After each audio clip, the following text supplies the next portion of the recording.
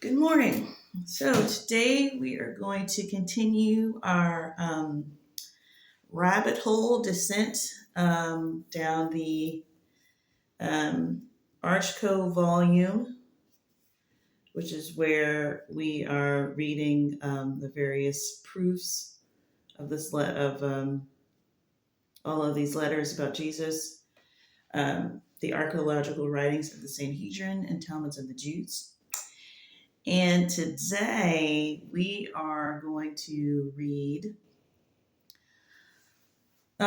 something called Gamaliel's interview with Joseph and Mary and others concerning Jesus.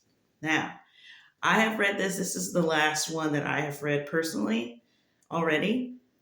I don't know if I'm going to keep doing that before I post or if I'm going to start just reading them live as I'm reading them with y'all. But this one, I just kind of stopped in the middle because I was like, okay, because it really seemed, not even in the middle, I stopped like in the first couple of paragraphs because I was just like, dude, now it's getting a little bit weird. But you know what? I pressed on anyways because that's just what I do. And then I was rewarded with some lovely things. And I just had to remind myself, we're entertaining ourselves here with the idea that this could be true and that there's no pressure because this isn't adding to scripture. This is giving us extra information that may or may not be real. If if you watched the other ones, then you know these are all things that were found in a library in Constantinople. So that's about, all we know about what they're saying about it. They're usually putting in a lot of introductions about where they found this stuff, what condition they found it in, and having to argue the validity themselves because they have no way of verifying these things are true if they're as old as they are. So um, you have to deduce that they have to have some validity if they've been kept in the library over time. But the main thing that like, which we'll get to it, but the main thing that made me sort of, actually, you know what? I'll just read it, and then y'all can see in real time what I'm talking about. So I will tell you that Gamaliel is mentioned in the Bible a couple of times as a person who was part of the Sanhedrin, which is like, the priestly class, I guess. And Paul has mentioned Gamaliel, that he studied under him. And I think he's in Acts too, Acts as well. So, like Caiaphas, he's one of these priests that we hear about by name. And supposedly, he was sent to interview people around Jesus. So, here we go. The Hagiographa, or holy writings, found in the St. Sophia Mosque at Constantinople, made by Gamaliel and the Talmuds of the Jews, 27b. It seems Gamaliel was sent by the Sanhedrin to interrogate Joseph and Mary in regard to this child Jesus.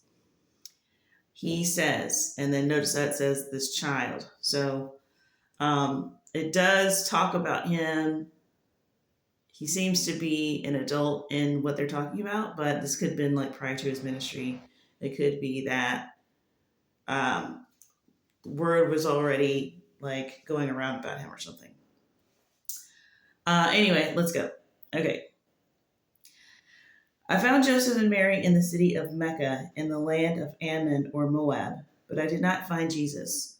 When I went to the place where I was told he was somewhere else, and thus I followed him from place to place until I despaired of finding him at all. Whether he knew that I was in search of him and did it to elude me, I cannot tell, though I think it most likely the former was the reason, for his mother says he is bashful and shuns company. Joseph is a wood workman. He's very tall and ugly. This is where I was like, what? Why would Gamaliel be like doing that? His hair looks as though it might have been dark auburn when young. His eyes are gray and vicious. He is anything but prepossessing in his appearance, and he is as gross and glum as he looks. This is why I'm just like, where are we going? And then, oh wait, so we haven't even got to Mary's part. Okay. He is but a poor talker, and it seems that yes and no are the depth of his mind. I am satisfied he is very disagreeable to his family. His children look very much like him, and upon the whole, I should call them a third rate family. I asked him who were his parents. He said his father's name was Jacob and his grandfather was Matthew. He did not like to talk on the subject. He is very jealous. I told him that we had heard that he had had a vision and I was sent to ascertain the facts in the case. He said he did not call it a vision, he called it a dream. He said after he and Mary had agreed to marry, it seemed that something told him that Mary was with child and that he did not know whether he was asleep or awake, but it made such an impression on his mind that he concluded to have nothing more to do with her. And while he was working one day under a shed, all at once a man in snowy white stood by his side and told him not to doubt the virtue of Mary, for she was holy before the Lord, that the child conceived in her was not by man, but by the Holy Ghost, and that the child would be free from human passions. In order to do this, he must, that is, his humanity must be of the extract of Alma, that is the Hebrew word for virgin, that he might endure all things and not resist and fill the demands of prophecy. He said the angel told him that this child should be great and should rule all the kingdoms of this world. He said that this child should set up a new kingdom wherein he should dwell, wherein should dwell righteousness and peace, and that the kingdoms of this world which should oppose him, God would destroy utterly. I asked him how could a virgin conceive of herself without the germination of the male. He said, this is the work of God. He has brought to life the womb of Elizabeth, so she had conceived and will bear a son in her old age, who will go before and tell the people of the coming of this king. After telling me all these things, he disappeared like the melting down of a light. Then I went and told Mary what had occurred, and she told me the same angel, or one like him, had appeared to her and told her the same things. So I married Mary, thinking that what if the angel had told us was true, it would be greatly to our advantage. But I am fearful we are mistaken. Okay, before I keep going, I do want to say a couple things about that. Now, again, all of this stuff is in the gospel somewhere. So this could be easily sort of reworked into a narrative structure and made to seem like this is Joseph telling a story. But I do like the idea that, it's a little bit different. Like, it doesn't really say in the Gospels, I think Luke is primarily where this story is, or I think it's the only place where the story is. And what's coincidental about that is that we know that Luke, who's not a disciple, went around doing interviews just like this to get this information. And then he doesn't break it down to the point where he's saying, like, I spoke to them and they said this. He just puts it all into a narrative structure. But I like the idea of, he says that he had a dream and then he went and told Mary, and Mary said, I had a dream too, which is a lot closer to how it happens in real life to people, or the real life stories that people tell, where they know that they've had experience and then they go and talk to someone else and find out they've had one too. And that sort of confirms it. It doesn't really say that in the scriptures. It just kind of says, really what it says is that he finds out that Mary is with child. And so he looks for a way to quietly, not really divorce, but just sort of get that thing annulled or whatever. And then he has a dream that stops him from doing that. And in this thing, it seems to be saying that he had a dream that that he found out through the dream that she was a child. And I'm really worried that this thing is going to stop because I didn't really I don't think I erased my last things, or did I? So I've just got like constant paranoia as I'm doing this. But um, so he said it says that he had a dream that she was with child, and that's how he found out. And then he was going to quietly annul the marriage or whatever, and then an angel physically stopped him. Um, it seems like that like happened in real life. Um, Let me go back and make sure that I'm saying that right. Yeah, it made such an impression on his mind that he concluded to have nothing more to do with her. And while he was working one day under a shed, all at once a man in a snowy white stood by his side and told him. So yeah, so the scriptures make it seem like he had a dream, like he found out in real life, and then he had a dream telling him to not do that. So and again, the fact that he went and told Mary, and Mary's like, I had a dream too, and it doesn't really. I don't think it mentions her dream. But anyway, so let's keep going. If the angel had told us was true, it would be greatly to our advantage, but I am fearful we are mistaken. Jesus seems to take no interest in us, nor anything else much. I call him lazy and careless. This is why, like, aside from this and then the description of Joseph, I'm thinking, okay, this is getting really theatrical. I do not think he will ever amount to much less be a king. If he does, he must do a great deal better than he has been doing. I asked him how long after that interview with the angel before the child was born. He said he did not know, but he thought it was 7 or 8 months. I asked him where they were at the time. He said in Bethlehem. Now, again, I just want to reiterate. So we got this part. We got the part about Jesus, like he's lazy and careless, and I don't think he's going to be anything. And Gamaliel's like, yeah, Joseph seems kind of mean and whatever. And I might as well let you know, like later he's going to go into Mary, describing Mary, and she's going to be like the picture of beauty and the essence of womanly, whatever.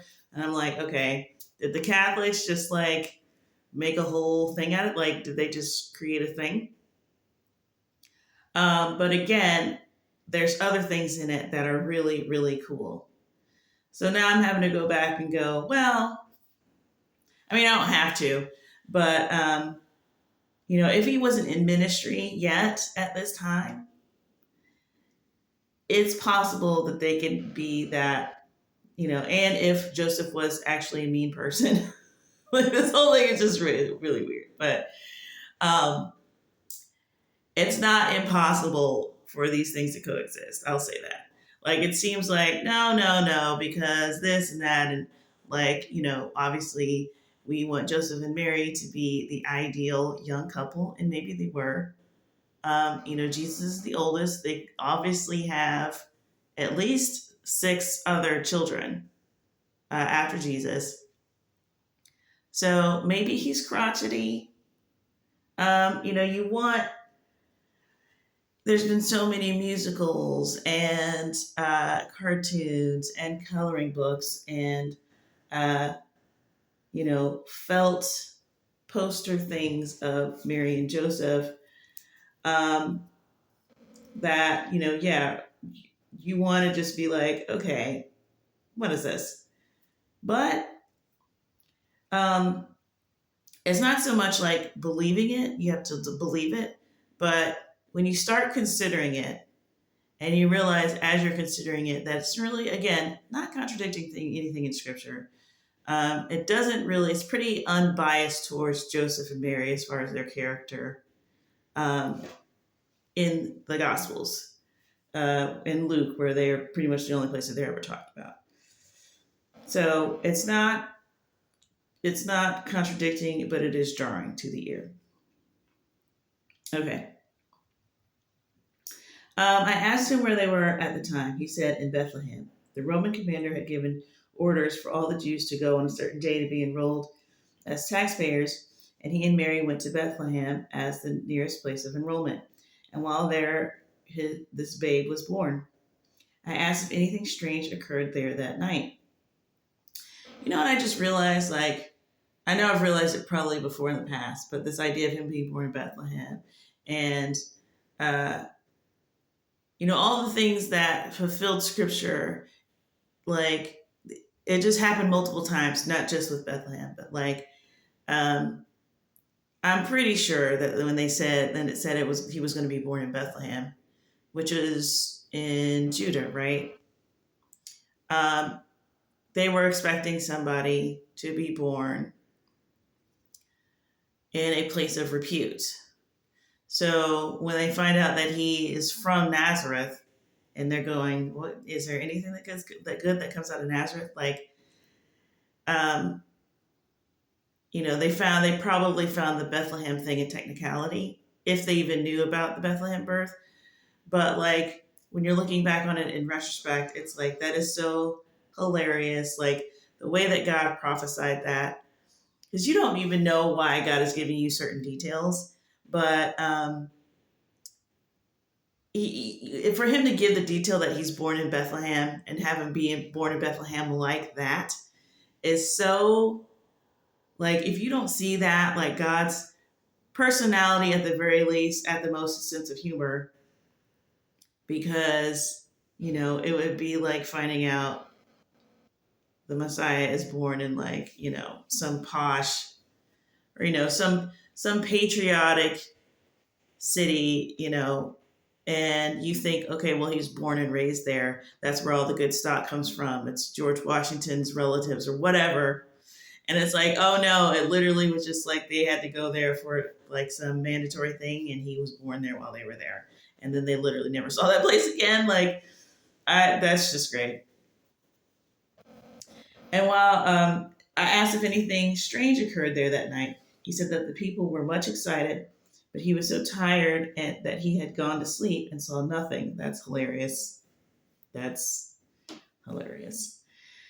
He said towards day there were several priests. Wait, is that right?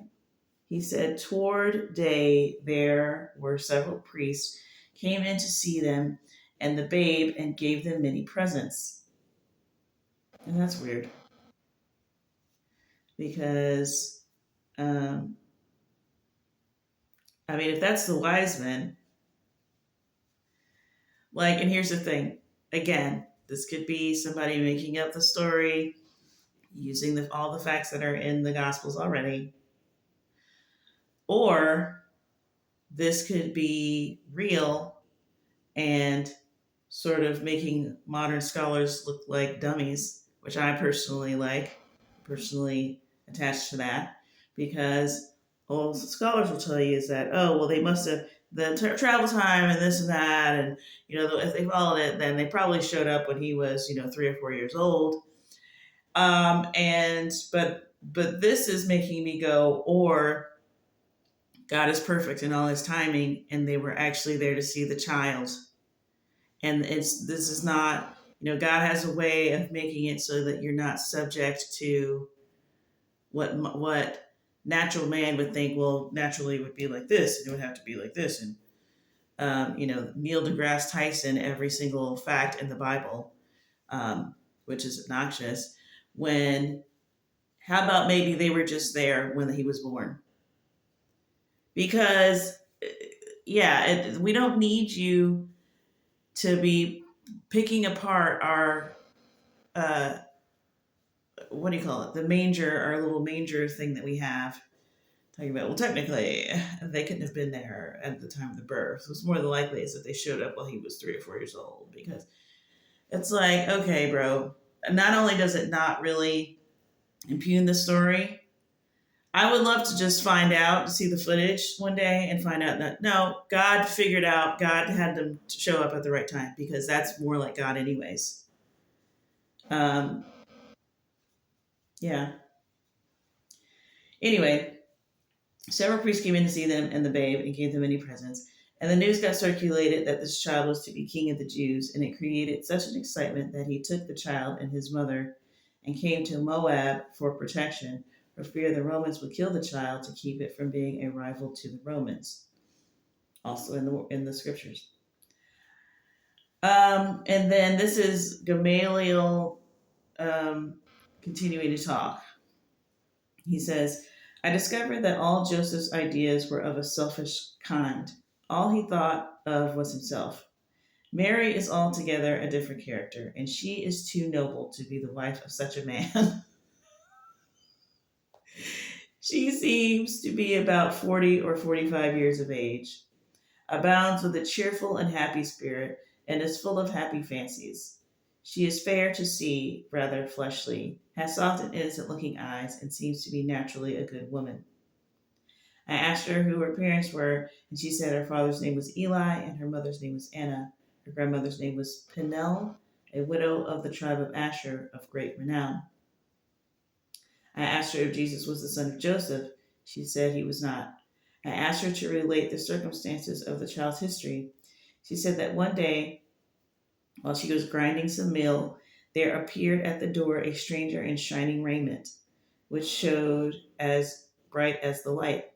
She was very much alarmed at his presence and trembled like a leaf, but all her fears were calmed when he spoke to her, for he said, Mary, thou art loved by the Lord, and he has sent me to tell thee that thou shalt have a child, and that this child shall be great and rule all nations of the earth. She continued, I immediately thought of my engagement to Joseph and supposed that was the way the child was to come, but he astonished me the more when he told me that cousin Elizabeth had conceived and would bear a son, whose name was to be John, and my son should be called Jesus.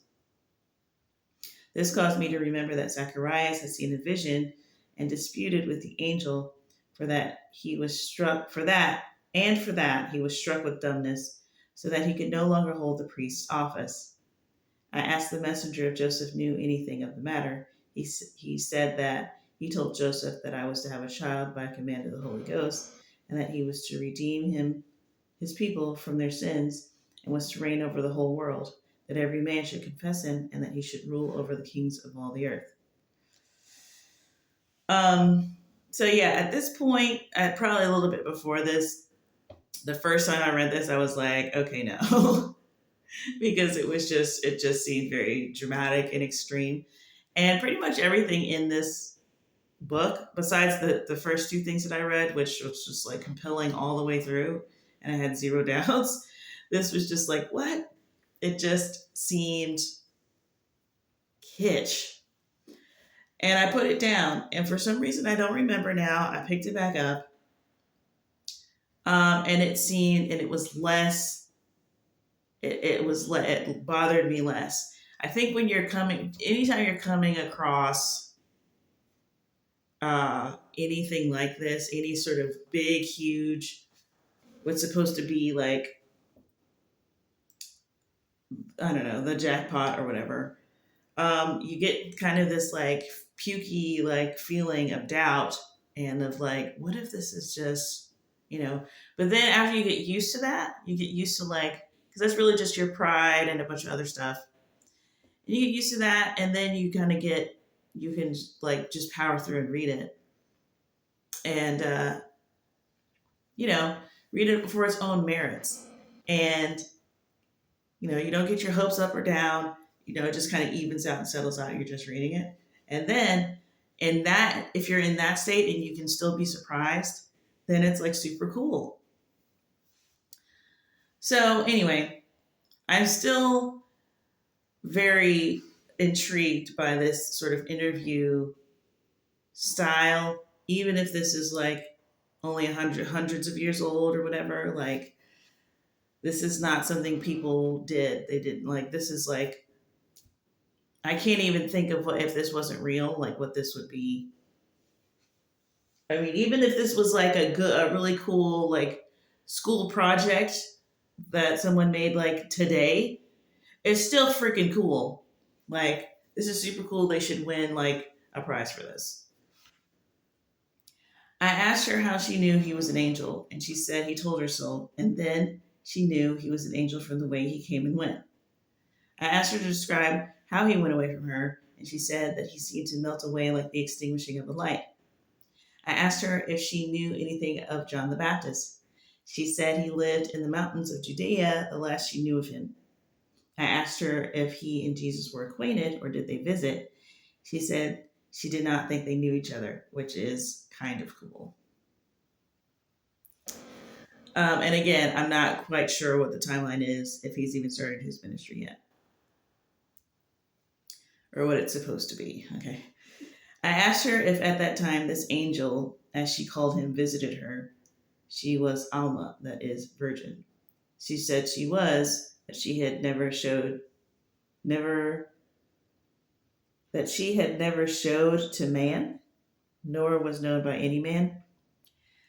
I asked her if she at that time maintained her fourchette, and after making her and Joseph understand what I meant, they both said she had, and Joseph said this was the way he had of testing her virtue, whatever that is. I also like this is if this were real, or even if this was sort of made up, but it was like closer to the time. This is what other men naturally would be concerned with. You know, humans are naturally concerned with these things. They don't, especially if it's really hard, especially if this we're talking after the fact. Um, it's really hard to get into the mind of a world where Jesus hadn't done anything and people were just like, why don't you do something? Like, it's just really hard. It's hard for Christians to do. I can't imagine anybody really being able to do this unless this really happened and it was just like during the time. It has been such a hard space to imagine. That's why most Christian um, movies are, they're just kind of doing the same thing over and over. It's really hard to imagine not only Jesus' humanity, but people's response to Jesus' humanity. And they are just all fully convinced that he is a man and that's it. Like he can do some cool stuff, but they can see and they see that he's a flesh and blood human. They have no reason to suspect that he's, the stuff that we know him to be. So it's really, really tough to think that someone could imagine this stuff.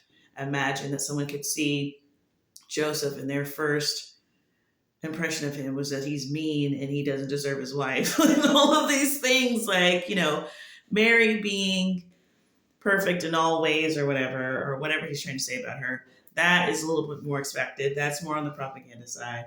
But them just being like, but literally, you're talking about like, we don't know what Jesus is doing. Like, he keeps talking about he's going to be the Messiah. He's not doing anything.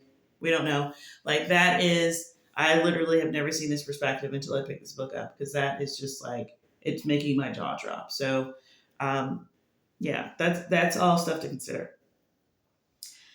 Um, I asked her if she was any pain in bearing or in delivering this child. Again, these are details like we wouldn't really ask. Like, she said, none of any consequence. I asked her if he was healthy to give me a description of his life. She said he was perfectly healthy, that she never heard him complain of any pain or dissatisfaction. His food always agreed with him.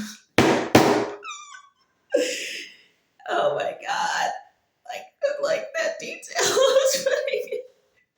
What genius is putting that detail in? I love it. His food always agreed with him, that he would eat anything set before him. And if anyone else complained, he would often say he thought it good enough, much better than we deserved. That's so sweet. Now, this is the part where I picked it up back up, and I was very happy that I did because just to read that, I know in the Chosen there, like I saw one scene where like she gave him something and it had raisins in it, and it was like he's like raisin, but he ate it, and I thought that was really cool. Like I really like that idea, and just anything about his personality or anything like that. Like he's not a fan of raisins, whatever. But to read like no, he ate everything. Like that's like I can see both of those things, but I'm leaning towards this. Um, Okay. She said that Joseph was a little hard to please, but this boy had answered him so often, and his answers were so mild and yet so suitable that he had almost broken him of finding fault. She said he settled all the disputes of the family. Okay, first of all, I just have to go back to this Joseph thing. I like this is like my third time seeing that, and now I do like the idea of Joseph being crotchety and having this Jesus boy that is just like he could he trying to be crotchety with Jesus and like really not having a reason to because like Jesus will not give him a reason to. I really like that now. I like the idea of like Joseph being like I don't know strong silent type I guess maybe or something like maybe on the outside he was this you know, whoa, like how did you land Mary, whatever. But like God knew his heart and knew that he could, like, he would do this thing.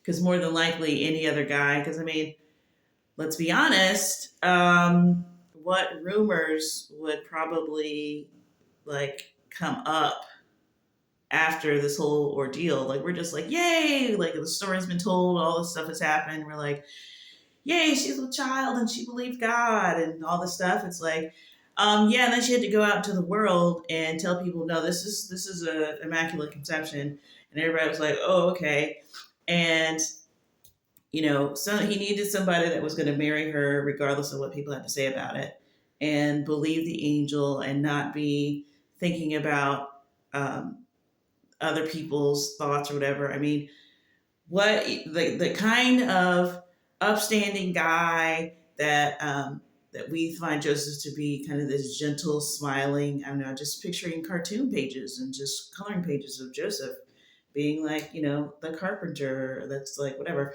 Um, and that guy is not going to stand up to outside pressure.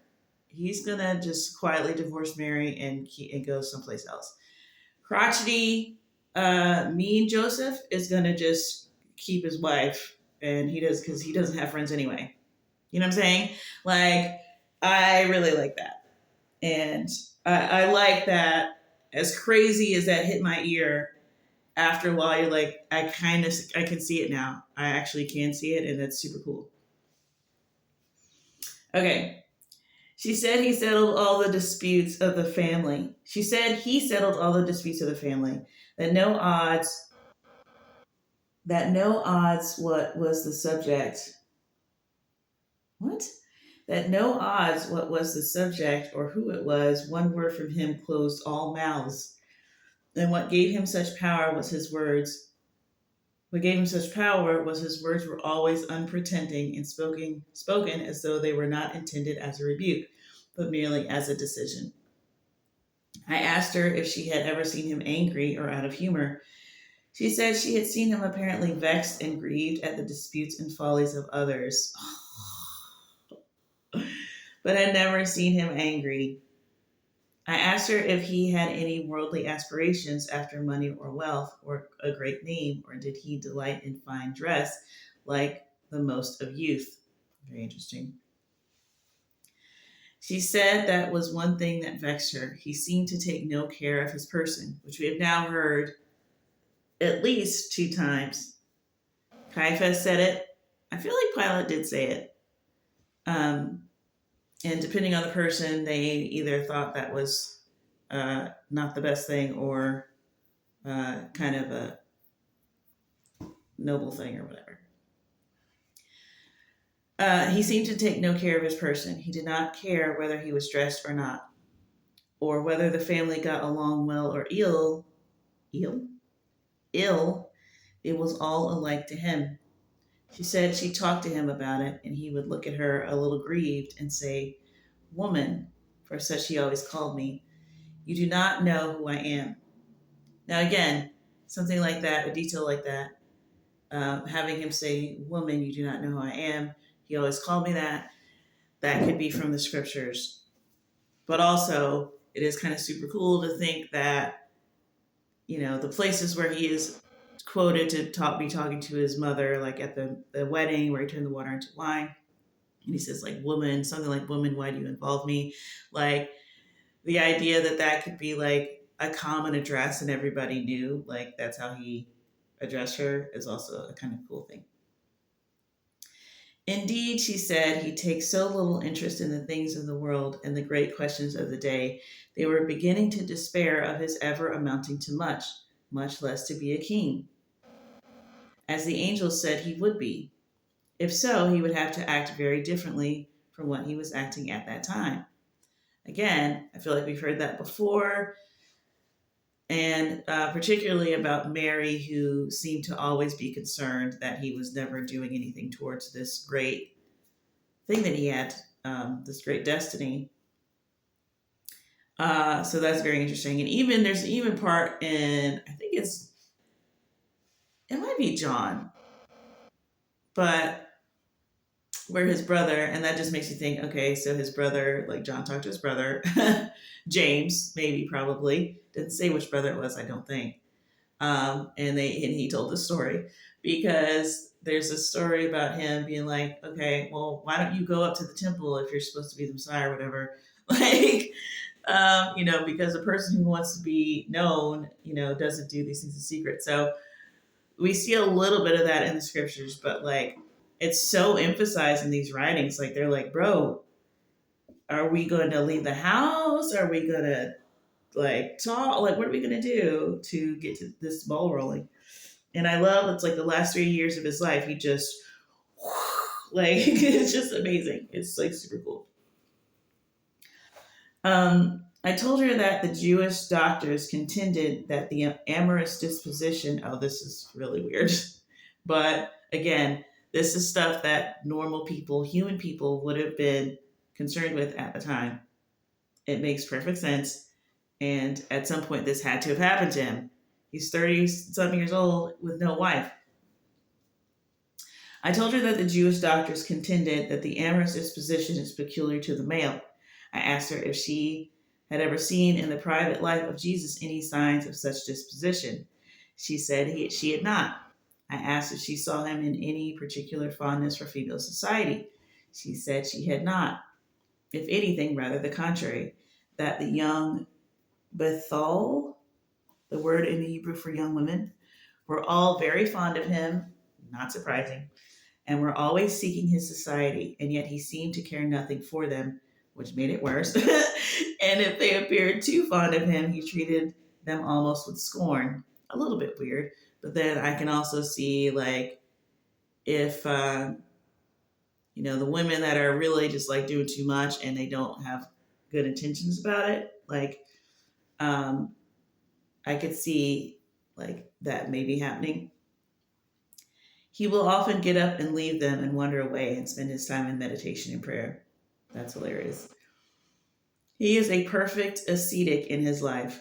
When I see how the people like to be with him and ask him questions and seem to take such delight with his answers, both men and women, it almost vexes me. They say, there is a young woman. Oh, I thought she was going to keep going on with that. When I see how the people like to be with him and ask him questions and seem to take such delight with his answers, both men and women, it almost vexes me. So it's almost like she's saying, she doesn't realize he's doing it already, is what it seems like right there. It's like he's already doing the thing. Like, God knows word of mouth is the best marketing. And then also he's just being himself. So, I mean, what are you going to do? It's bound to happen. It's bound to happen, and she doesn't know that yet. They say there is a young woman in Bethany whom he intends to marry, but unless he changes his course very much, he will never be qualified to have a family. But I do not believe the report. He never seems to me to care anything about women when he is in my presence. So this is very in depth. It's pretty cheeky. So, whoever, I really wish I could convey to you like how much like this is, the way that Jesus has been treated throughout history. It would be very hard to get this personal about his human life unless this is like from that time. Like, it would be really, really tough. I won't say it's impossible, but this is pretty compelling stuff.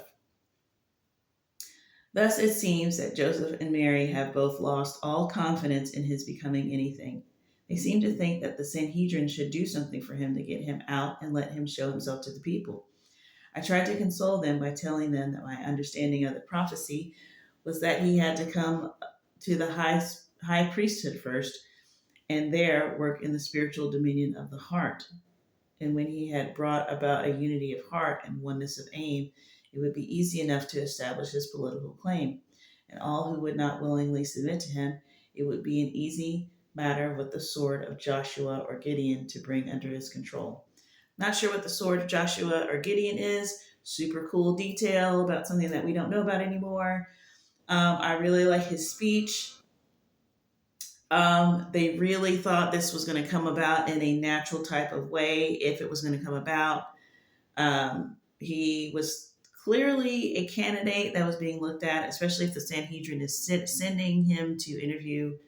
So they knew of him. It's looking like they knew of him before he sort of went up to the Passover and sort of made it known. John the Baptist coming on the scene and all that stuff. So it looks like this could be pretty soon before the ministry starts, because they're already talking about John the Baptist, unless he was kind of known as well before he started, which is possible. That seems like somebody who would stick out, people would know about. But I think too, like, we're talking about 2,000 years ago. Populations are small.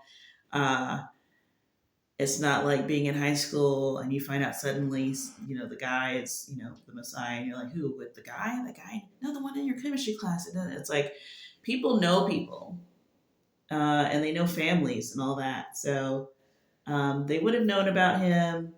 They saw things in him, and they expected him to take this sort of, Luke Skywalker, Harry Potter types journey, where he went to school and he did the things, and everybody endorsed him, and they seem to be open to that. But all that whole, hey, you don't have to keep going to the temple and doing what they say anymore, probably put a big old dent in all of that. Okay. So, and then it says, then Gamaliel goes and says, it seems to me that his parents' ideas are of a selfish character. Now, this dude just might be judgmental. Like, I would like to think Gamaliel's kind of an okay guy. Paul studied under him, and I think he's the one in Acts. I think he's the one, or no, maybe that was somebody else. It was like, if this thing isn't of God, then it'll dissolve on its own. Like, let's leave these men alone. Maybe that was somebody else. Anyway, but it could. He's a or not a high priest, but he's of the priest class. They seem to be a stuck up bunch, and he's just judging everybody in the family. I don't know. Maybe he's not. He doesn't have to be a perfect person. So he seems to be consistently snapping the judgments. So whatever. I'm glad he wrote this thing though. It seems to me that his parents' ideas are of a selfish character, that they care nothing about the Jewish government nor the Roman oppression. All they think of is self exaltation and to be personally benefited by their son's greatness, which could be a real, genuine impression, or he's just misunderstanding the situation because he doesn't live in a house with Jesus Christ. So he's just like, all they talk about is this dude, becoming the whatever. But I told them they were mistaken, that the building up of the kingdom of heaven was not to be done by might nor by power, but by the Spirit of the Lord. He knows the scripture, and it would not do for us to use carnal weapons, nor to expect carnal pleasures to be derived therefrom. That it was not my understanding of the prophecy that this king was to use such weapons either for himself or for the benefit of a party, but for the good of all men, that his dominion was to be universal, and it was to be of a spiritual character, that he was sent to the lost and not to the found.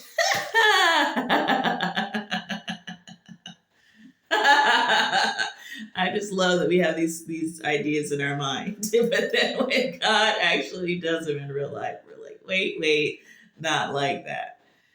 I mean, dude, we don't know what his reaction to Jesus' ministry was, but if it's anything like this interview, he probably was just mad, like everybody else. His parents told me of an old man who lived on the road to Bethany. Oh, I love this. His parents told me of an old man who lived on the road to Bethany who had once been a priest, a man of great learning and well skilled in the laws and prophets, and that Jesus was often there with him reading the law and prophets together, that his name was Masalian, and that I might find Jesus there. But he was not there. Masalian said he was often at Bethany with a young family, and he thought there was some love affair between him and one of the girls. I asked him if he had seen anything like a courtship between them.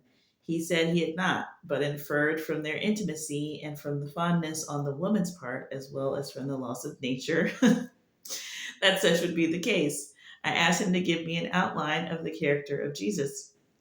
He said that he was a young man of the finest thought and feeling he ever saw in his life, that he was the most apt in his answers and solutions of difficult problems of any man his age he had ever seen, that his answers seemed to give more universal satisfaction, so much so that the oldest philosopher would not dispute with him, or in any manner join issue with him, or ask the second time. I asked Masalian who taught him to read and interpret the law and the prophets. He said that his mother said that he had always known how to read the law, that his mind seemed to master it from the beginning, and into the laws of nature and the relation of man to his fellow in his teachings or talks, and into the laws of nature and the relation of man to his fellow in his teachings or talks. He gives a deeper insight, inspiring mutual love and strengthening the common trust of society. Another plan he has of setting men right with the laws of nature.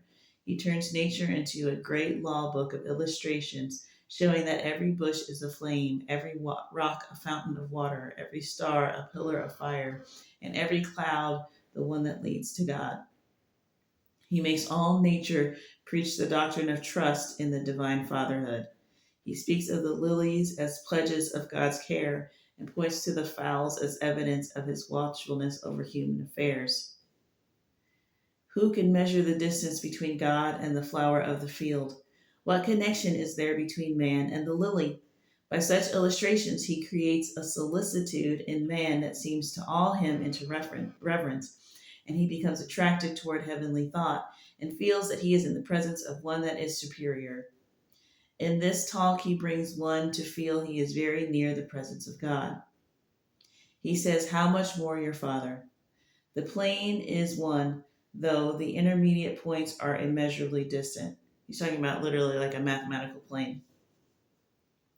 Thus, by beginning with the flower, he reasons upward to the absolute, and then descends and teaches lessons of trust in a loving Father. The lessons of trust in God reassure the anxious listener and create an appetite that makes him long for more.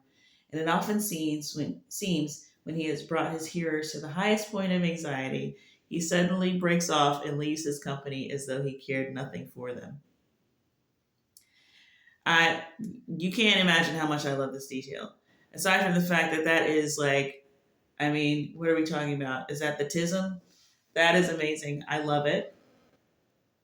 Like he'll just be talking with some like, and then Pilate talking about, or no, it was Caiaphas talking about his nervous excitement as he's preaching.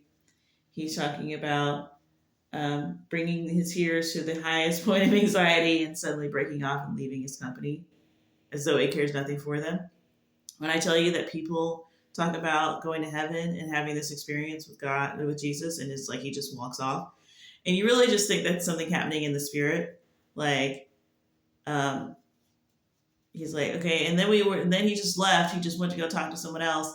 Like you don't care, you're in heaven. You're like, okay, and I'm listening to it. I'm just thinking, like, okay, he's God and he's doing other stuff, and like that's just super cool and just whatever. And to find out like that's his personality on Earth is giving me like so much giddy joy and satisfaction. That is hilarious. Jesus in his talks brings all these illustrations to make man feel his nearness to his kindred. Feel his nearness to his kindred man, teaching also their relation and dependence to. Okay, let me see if I can. Jesus in his talks brings all these illustrations to make man feel his nearness to his kindred man, teaching also their relation to and dependence upon God. That's a crazy sentence. And although his method is happy, it does not seem to me that it is the most successful. He teaches that man and the flowers and birds drink from the same fountain and are fed from the same table, yet at the same time he seems to do everything to excite suspicion and prejudice. We that are watching him to see his divine mission commence, he is continually tantalizing our expectations as well as mocking our natural reason and desires. When a man separates himself from all other men, both in point of doctrine and as well as discipline, he takes a very great risk on his part, especially when he confines God to one channel and that one of his own dictation. I love this whole thing of everyone, just this idea. I like this is why you read it, you go, okay, this sounds so legit because the way that they are describing Jesus affecting his social circle and the people that are observing him, like this is very very hard to write about and recreate, especially about someone as unknown as Jesus was, uh, as before ministry. So they're like he's getting everybody excited about him, but then they're like, dude, I don't understand what you're doing, like and they're all going like, this is not the normal path of human men, like you need to, this is the next thing, this is your next step, why aren't you doing that? I just love that everybody that's around him, his mom, this guy, anybody who's interacted with him, uh, loves him, is astounded by him, but at the same time is like, they're just like, what? It's the same thing that we, when we are trying to trust God and God gives us something to do, and we're like, what? He's trying to give us a Jesus thing to do, and we're like, that can't be God. That's ridiculous. A man that assumes these responsible positions must have vast resources from which to draw, or he will sink in the whirlpool which his own impertinence has created. So he's thinking about, like, okay, you're going to have to get people on your side if you're going to, you need funding. Like, these are all human things you would be worried about. Through Jesus in his teachings or talks, his words sound so much like the teachings of Hillel, which is what Caiaphas said, or Shammai, also I think he said, that I must call it teaching, though he has no special scholars. That was in parentheses, by the way. And he says, these are the only two things that are essential for man to know. Then he illustrates this to the parents and asks them what they would do for their children. He was telling some mothers a circumstance of a mother starving herself to feed her child, then applied it to God as our Father. And they commenced shouting. They were so happy. And Jesus got up and left the house in seeming disgust. He's so awkward. Oh my God. I love this news. Oh my gosh. Masalian says he is tempted at times to become impatient with Jesus. Especially, I mean, that seems like one of those cultures, I'm pretty sure it's one of those cultures where it's just like there's a lot of politeness, etiquette. There seems to be a lot of, stuff about respecting elders and all that stuff. So if he's not doing the normal things, if you didn't bring your whatever, the bag of olives to the whatever, then it's like you're a disgrace or you're shunning your whatever. Like, and he's not doing any of that stuff. They're like, okay, whose Messiah are you planning to be? Masalian says he's tempted at times to become impatient with Jesus as he devotes so much time to details. This is super cool. Let me see how long this is, because I don't remember it being this long. I must have just like ate it up. But I'm almost at an hour already, dude. I got quite a ways to go, so I might have to break this up, or I'll just go long. Whatever. I've done it before. Okay. Messiah says he's intended to become impatient with Jesus as he devotes so much time to details. It seems almost a waste of time for a man who came to save the world to be lingering over a special case of disease. He thinks he could hasten Jesus' physical deportment. Why not speak one word and remove every sick patient from his sickbed at the same hour? This is very, very interesting. What a triumph this would be. I asked him if Jesus had healed anyone. He said, Not as yet, but if he is to be king of the Jews, he was to heal all nations, and why not do it at once? Why not do it all at once? If he would, there would be nothing more required to establish his kingship. Listen to how human and fleshly this sounds. Like, I'm not hating on them, but it's just like, this is so fascinating, dude. But I said to him, Is it not equally so with God's creative power? See what time and labor it takes to bring forth a grain of corn. Why not have caused the earth to bring forth every month instead of every year? Okay, so is that Jesus? Let me go back. Was that Jesus responding? No, it says, But I said to him. Okay, let me go back. Okay, so Caiaphas is talking, and then he paraphrases. Not Caiaphas, sorry. Gamaliel's talking because he's saying, Basilian says he's tempted to become impatient. Blah, blah, blah. Why not speak one word and remove every sick patient from the sickbed at the same hour? What a triumph would be. I asked him if Jesus had healed anyone. He said, Not as yet. But if he was to be king of the Jews, he would have to heal all nations. If he would, there'd be nothing more required to establish his kingship. But I said to him, okay, so that's Gamaliel, is it not equally so with God's creative power? Okay, so that's him, they're reasoning this out together. The time and labor it takes to bring forth a grain of corn. So, but Gamaliel is still saying, well, maybe it takes time for all these things to happen. Maybe he's going to do it all at once, but it takes some time to do it. It's like they're wrong, but they're right.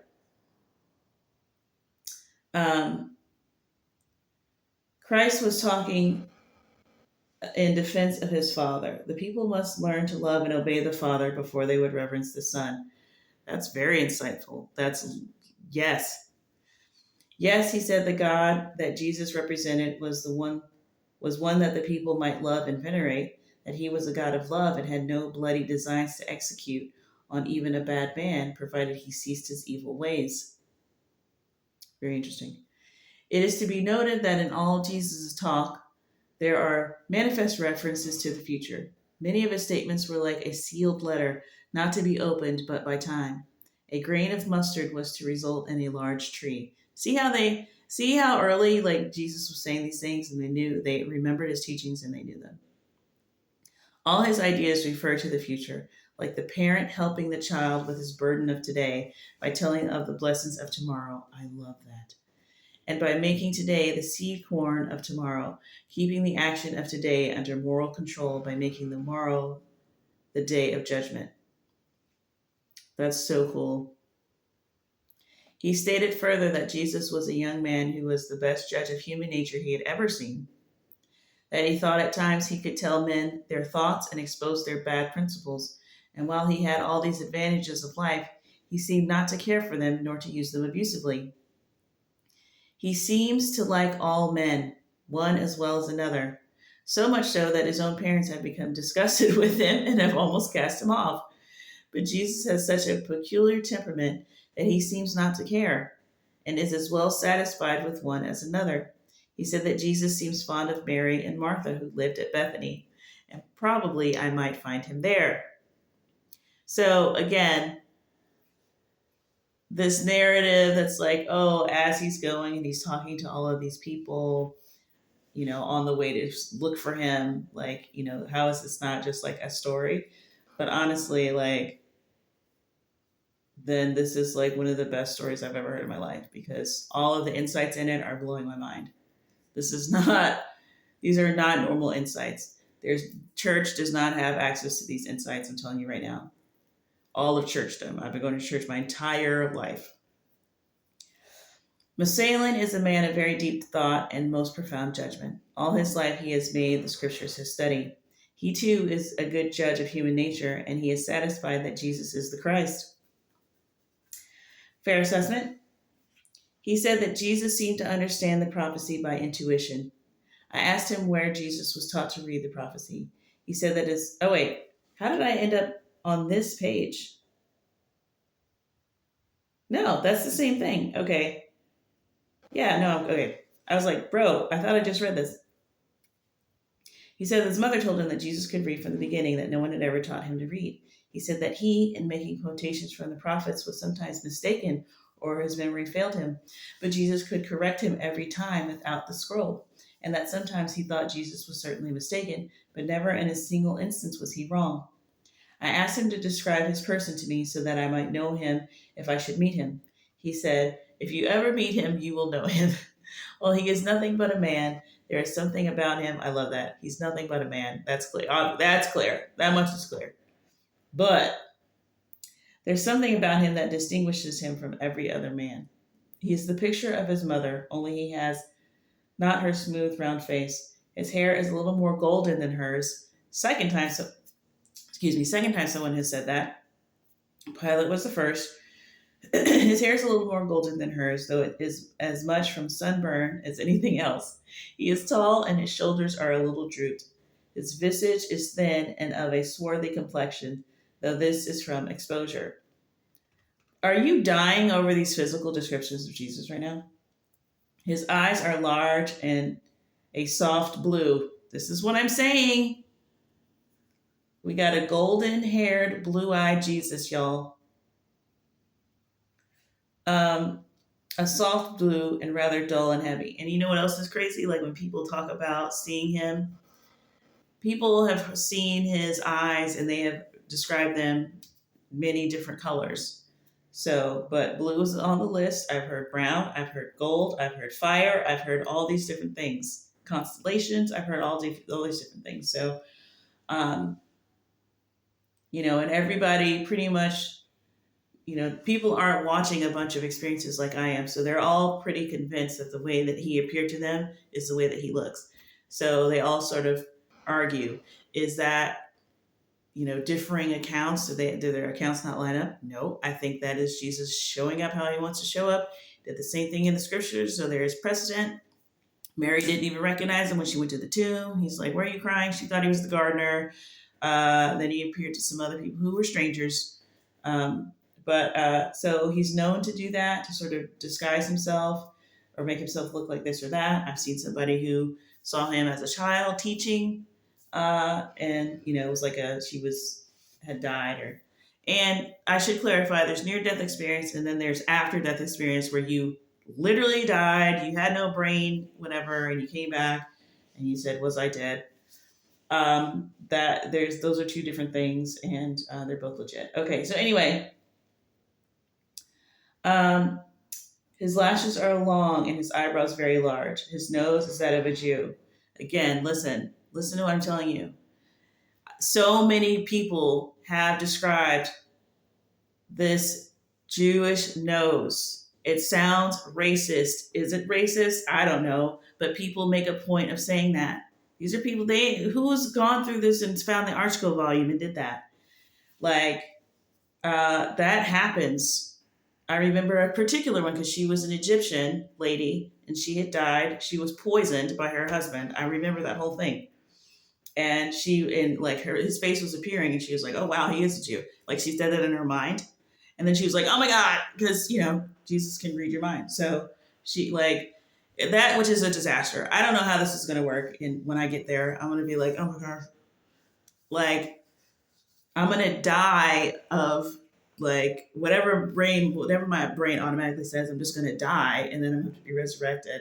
I don't understand how it's going to work there. But anyway, that's what happened. And I think about that all the time because I just think about being in her shoes and being that freaking embarrassed. You would never say that out loud, obviously, but oh my gosh, he can read your mind. Nothing is safe. Anyway, okay. In fact, he reminds me of an old-fashioned Jew in every sense of the word. He is not a great talker unless there's something brought up about heaven and divine things. Are you kidding me? I love it! When his tongue moves glibly and his eyes light up with a peculiar brilliancy, though there is this peculiarity about Jesus, he never argues a question. He never disputes. He will commence and state facts, and they are on such a solid basis that nobody will have the boldness to dispute with him. Though he has such mastership of judgment, he takes no pride in confuting his opponents, which I think is what Peter said when he was talking to Caiaphas, but always seemed to be sorry for them. I have seen him attacked by the scribes and doctors of the law, and they seemed like little children learning their lessons under a master. His strongest points are in the spiritual power of the law and the intentions of the prophets. The young people tried to get him to take a class. The young people tried to get him to take a class of them and teach them, but he utterly refused. So interesting. This Jew is convinced that he is the Messiah of the world. So that was Gamaliel, and that whole passage was the guy that he was Salia, is his name, I think. That was him describing Jesus. All right, I'll just keep going. Okay. I went from there to Bethany, but Jesus was not there. They said he and Lazarus were away. They could not tell where. I love it. I love it. I love it already. I went and saw Mary and Martha, the sisters of Lazarus, and had a long talk with them. They are very pleasant and nice young maids, and Mary is quite handsome. I teased her about Jesus, but they both denied that Jesus was anything like a lover. He was only a friend. Though this is so common for young maids, I did not know whether to believe them or not until I told them my real business. And when I told them that this was the same person that was born of the Virgin in Bethlehem some 26 years before, so we see that this is before his ministry, and that his mother had told me all the facts in this case, they seemed deeply interested. So apparently they did not know that he was the virgin birth person. So he had not disclosed that to them.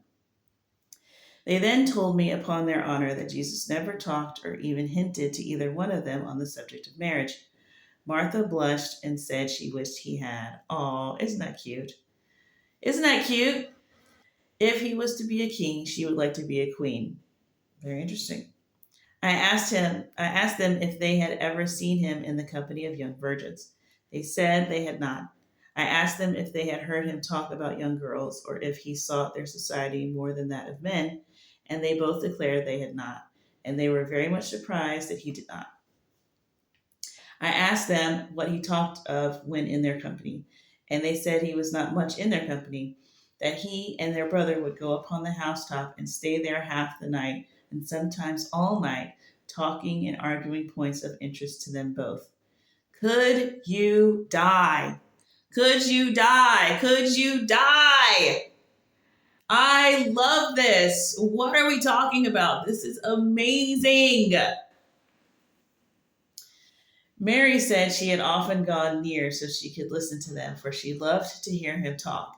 He was so mild and unpretending, and then was so intelligent that he was different from any and all other young men she had ever seen. I asked them what was their brother's opinion of him. They said he thought there never was such a man on earth. He thought him to be one of God's prophets. He said when they are out in the mountains, as they are most all the time, Jesus can tell him about all the flowers, trees, and rocks, and can tell him everything in the world, and that none of the wild animals are afraid of him. Come on, dude. He says often the stag and the wolf will come and stand for Jesus to stroke their mane, and seems almost loath to go away from him. Isn't that amazing? He says that no poisonous serpent will offer to hiss at him. Their brother thinks he is perfectly safe if Jesus was with him. Again, that has been said multiple times. Does that mean they're all just making up stuff? I don't think so. I think if that really happened, then people would bring it up every single time you talk to them, because that's pretty cool. I asked them if he had ever told their brother anything about himself. They said that if he had spoken to their brother, he had not told them. Now, masters of Israel, after having investigated this matter, after tracing Jesus from his conception to the present time, after obtaining all the information that is to be had on this important subject, getting it from those who are more likely to tell the truth from the fact they are disinterested persons, and then taking a prophetical as well as a historical view on the subject, I have come to the conclusion that this is the Christ we are looking for. Bro!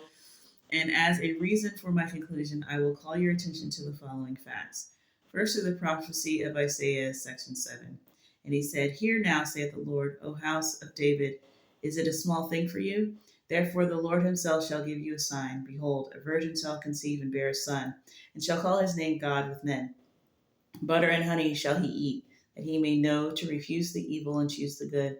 For before the child shall know to refuse the evil and choose the good, the land that God abhorreth shall be forsaken of her king. Section 8. Bind the testimony, seal the law among the disciples. The Lord will hide his face from the house of Jacob, and he will look for him. Here is a literal fulfillment of this word of the Most High God, so clear and plain that none may mistake. Jeremiah 31st section. Turn, O virgin, to thy people, for the hand of the Lord is upon thee. For the Lord shall create a new thing in the earth. A woman shall compass a man. Here again are set forth the same things that Isaiah speaks of, and the same things that I have learned from Mary. Micah, section 5. Thou Bethlehem Ephratah, thou art little among the thousands of Judah. Out of thee shall come forth unto me him that shall rule my people. He is from everlasting, and I will give them up until the time she travaileth to bring forth my firstborn, that he may rule all people. Here we have the city, the virgin, the office, his manner of life, the seeking him by the Sanhedrin. All these things are under our eyes, as full as complete as I now write them, who have all this testimony given in this letter. How can we as a people dispute these things? In the 49th section of Genesis, making reference to the history that is now upon us, the writer says, a captive shall not depart from Judah, nor a lawmaker from him, until Shiloh come and gather his people between his feet and keep them forever.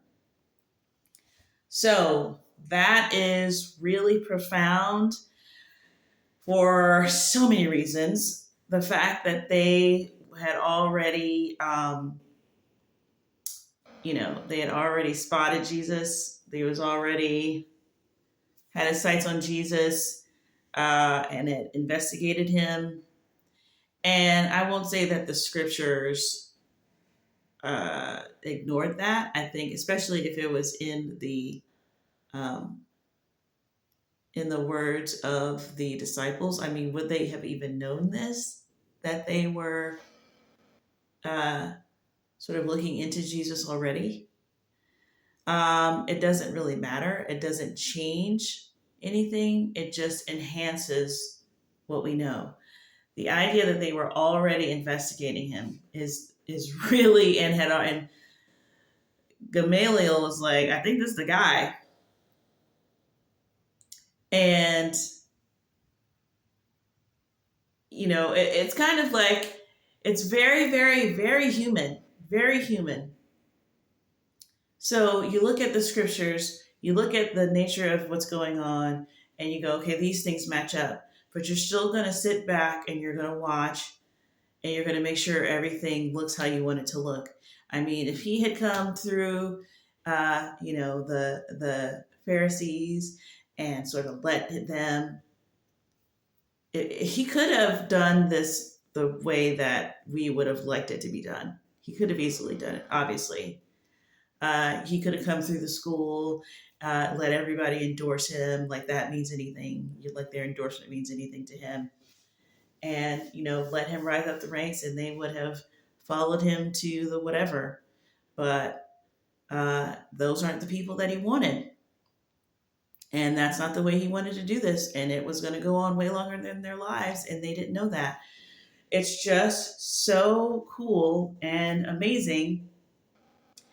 And this thing, like, it just has real validity. At first, it looks like sketch, but then it just kind of looks more and more, it's lacking the reverence that it would have, because it wouldn't have any if it's just some dude writing about Jesus who everybody swears him down. He's a man. He's a man. He's a flesh and blood man, like that's for sure. But he has this way about him. And then they go on to describe the most amazing attributes of any man that's ever lived. It's just so amazing that they seem to be expecting. I don't know. I'm trying to like sum it all up, but I don't know. Everybody seemed to know that he was a prophet. They seemed to be able to detect that he was going to be something, that he was something special and was going to be something special. I'm really surprised to see like the way that his personality is described by people who have seen him, who have died, or have had dreams, or had encounters, or whatever. I mean, this is his. This is him. This is how he is. Um, I think when it's visualized or dramatized, the very few places, stuff like Passion of the Christ, Jesus of Nazareth, The Chosen, like the very few times that we see it, they get kind of close. But like I don't know, I feel like people want to make him. Uh, we hear about him being a friend of sinners and all of these things, and they want to make him. They still want to make him like um, an ideal type guy, and he was a weirdo. He liked to talk to you about his favorite subject, which was God. And then if you were talking about anything else, he just like got up and left. Like, that's so funny. He was so unconcerned with anything human or anything, the human affairs. Um, Bro, it's just that's all I'm saying is it's really hard to fake these things. And I haven't seen it done. And if it is fake, then it's like one of the best. It needs a Pulitzer. It needs all the prizes because this is so nuanced and in depth and descriptive and puts you right there. I mean, it's putting you right there. Even when it's talking about the type of things he taught. And I was having this conversation the other day where I was like, and this gets up, y'all be blessed, whatever. But like, I was having this thought the other day of like what he's in those gospels, he's always saying like whoever, you know, listens to my teaching and ascribes to my teaching. And we kind of get confused as to exactly what his teachings are. What are the teachings though? Like we know what he said to do and not do, but like what is his teachings? And like listening, like reading all of this, it really helps you differentiate between his teachings and other people's teachings. And like, what if Jesus was considered one of the great philosophers, like Aristotle and Socrates? Like these, all of these, even the modern ones, they all have this kind of flavor. Like when if you go to college and you're studying philosophers, you're in the humanities, you're going to hear about Kierkegaard, and you're going to hear about Kant, and you're going to hear about um, I don't know, a bunch of other ones that I can't remember now that I'm saying that. But and the reason why they're still mentioned, aside from them having like an impact, but part of their impact was something they added something to the conversation. So it's like, what did Jesus add to the conversation? And in this one, you can see overwhelmingly, it's like this idea of like nature. Look at this place. This is the you can see the character of God, who is your Father. Like, look how everything operates and acts, and um, just seeing like being reassured. It's like the whole thing about the sparrows, and a single sparrow falls and your Father knows about it, and aren't you worth more than many sparrows? And like the lilies of the field are dressed in the finest finery. How much more does God care about you? It's like really looking in the nature. And he was very, very, like, he drew like so much of his lessons from just the world around them, and seeds and fields and farming and animals, and uh, which is really like the main things. Like there's only like five things on earth. And I think this is why, even with our fallen nature, like I won't get too much on this. This is really something that should be in a separate video, but like, we've got this modern world that's like kind of gross and disgusting, and it's just money, and you're working till you die, and all of these depressing things. But like the things that still dominate are you going out to feed your family in the morning, every morning. Um, like, I don't know if you've heard that Mexican fisherman story before or whatever, but it's just like the guy goes out to fish every morning and he meets a businessman, and he's like, "What are you doing out here?" And he's like, "I'm just getting fish for my family, like every morning." And the guy goes, if you know how to do that, like, you should open a business. You should, and then you can sell the fish that you get. And he's like, why? And he's like, because then you could,